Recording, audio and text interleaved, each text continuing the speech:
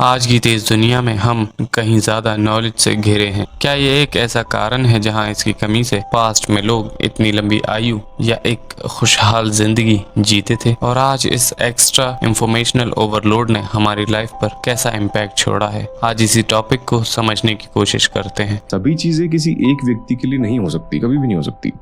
सो आप ये समझते हैं कि मैं दुनिया का सबसे सर्वश्रेष्ठ, सबसे सर्वगुण संपन्न, सबसे सर्वज्ञानी में बन जाऊंगा, तो आप बिल्कुल गलत थिंकिंग में है, कभी नहीं बन पाओगे। इसीलिए अगर आप ये सोच भी रहे हो तो आप कभी कुछ कर नहीं पाओगे। ये रियलिटी है। A lot of us right now are feeling overloaded, and a lot of people are saying things like, I've got information overload. Information overload is not the problem. If it was, then when you walked into a library, you would just blow up. Right? And so the problem really isn't just more information. The problem is too many meaningful inputs coming into our world that make us feel overwhelmed because they tell us that we need to do something about them or think about them.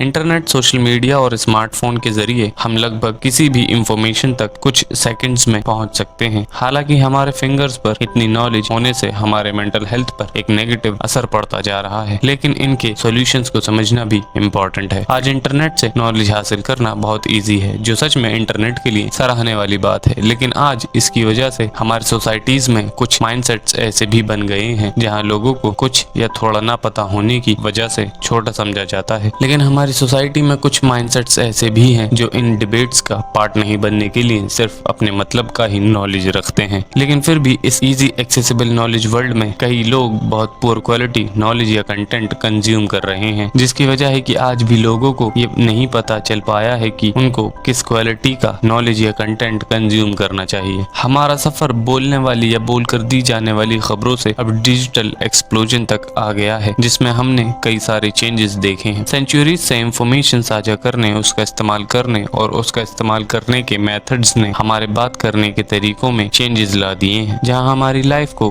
काफी enrich कर दिया है और कर रहा है। Information overload तब होता है जब एक्स्ट्रा इंफॉर्मेशन हमारे माइंड में प्रोसेस होने के लिए ज्यादा हो जाती है। इस नॉलेज की बमबारी हमारे माइंड में confusion, in lack of decision making, stress जैसे प्रभाव छोड़ रहा है, जहां हमारा माइंड बहुत थक जाता है। जब आप बेड टाइम पर माइंड को रिलैक्स देने की जगह उसे और एक्स्ट्रा इंफॉर्मेशन दे रहे होते हैं। हमारा माइंड हमारी बॉडी के सबसे इम्पोर्टेंट ऑर्गन में से एक है, जो एक पूरा मैकेनिज्म हमारी बॉडी में चलाता है, लेकिन आप उसे भी एक ऐसे डोपामीन का आदी बना देते हैं जहां उसे पूरा रिलैक्सेशन और रिमाइंडर जो वो आपके सोने से पहले आपको बताता है वो भूल जाते हैं, जिसकी वजह से इन्हीं सब परेशानियों से गुजरना पड़ता है। ऐसे में हम ये भूल जाते हैं कि आखिर हम किस पर ध्यान दें। जहां हमारी लाइफ में इंफॉर्मेशन हर जगह है, जागने से लेकर आपके सोने तक हम फैक्ट्स, अपडेट और न्यूज और मीडिया के तूफान में फंसे हैं, but a reality with far reaching implications. लगातार इंफॉर्मेशन की बमबारी हमारी जिंदगी को स्ट्रेस और एंजाइटी के बड़े लेवल पर रोज ले जाता है, जहां हम सारी इंफॉर्मेशन के हिस्सों को एक जगह रखने की कोशिश करते हैं। ये आपके माइंड को अनस्टेबल कर सकता है।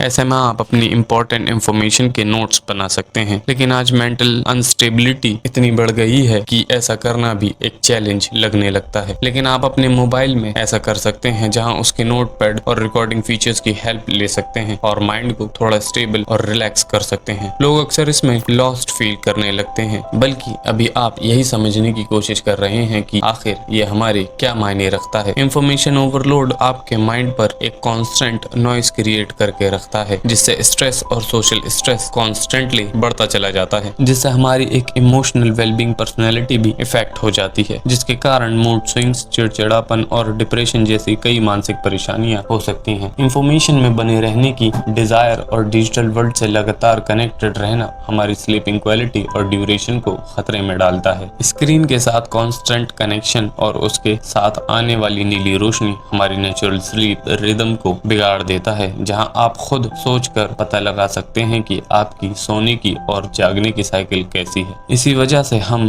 थका हुआ और मेंटली स्ट्रेसफुल फील करने लगते हैं। खराब स्लीपिंग साइकिल सिर्फ हमारे फिजिकल हेल्थ के लिए ही नहीं, बल्कि माइंड और हार्ट को बुरी तरह इफेक्ट करता है। इमोशंस को कंट्रोल करने की क्षमता को भी कम कर देता है, जिससे हमारा ओवरऑल मूड हमेशा खराब रहता है। इसके साथ ही हम अपनी अटेंशन और कंसंट्रेशन न कर पाने से लगातार स्ट्रगल में रहते हैं। अनगिनत सोर्सेज से मिली इंफॉर्मेशन हमारा ध्यान बांटती है और किसी एक काम पर ध्यान देना इम्पॉसिबल बना देता है। लगातार डिस्ट्रैक्शन से हमारी फोकस रखने की क्षमता पर नेगेटिव इफेक्ट पड़ता है, जहां हमारा सेंस डिक्रीज हो जाता है, जिसकी वजह से हम अक्सर हाथ लिए गए कामों को करने में लेट हो जाते हैं या क्विट कर देते हैं। एक टूटी हुई अटेंशन हमारे इंटेलेक्चुअल कैपेबिलिटीज, एफिशिएंसी और प्रोडक्टिविटी पर बुरा प्रभाव डालती है। इंफॉर्मेशन ओवरलोड के चलते कंसंट्रेशन करने के स्ट्रगल में तनाव की फीलिंग बढ़ सकती है और ये सभी नेगेटिव इफेक्ट्स सबसे ज्यादा हमारे रोजमर्रा के कामों को पूरा करने में एक चुनौती बना देते हैं। सोशल कंपैरिजन और एक खराब self confidence social media comparison के लिए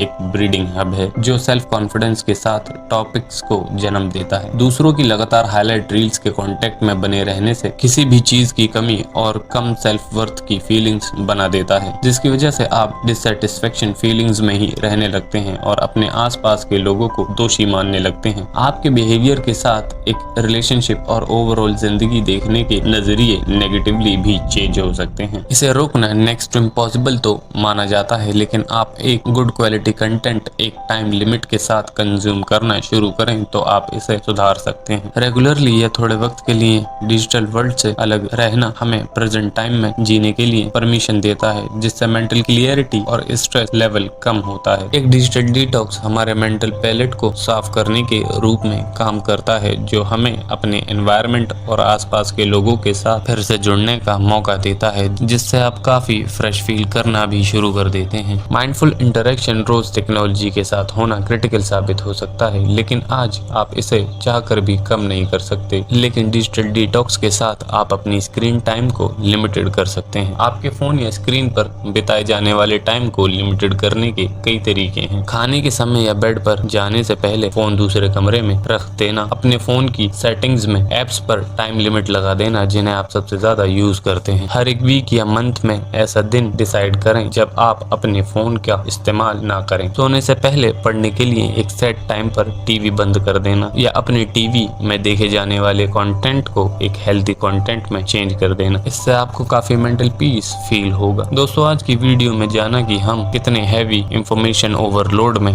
फंसे हैं, जो शायद हमारे लिए इतना इम्पोर्टेंट भी नहीं है, लेकिन आज हमने कुछ ऐसे तरीके भी जाने जिसकी हेल्प से हम इंफॉर्मेशन ओवरलोड को कैसे कम कर सकते हैं। ऐसी परेशानियों से बचने के लिए अपने थॉट्स कमेंट सेक्शन में जरूर शेयर करें। आपसे फिर होगी मुलाकात ऐसे ही एक इंफॉर्मेटिव और यूजफुल वीडियो में।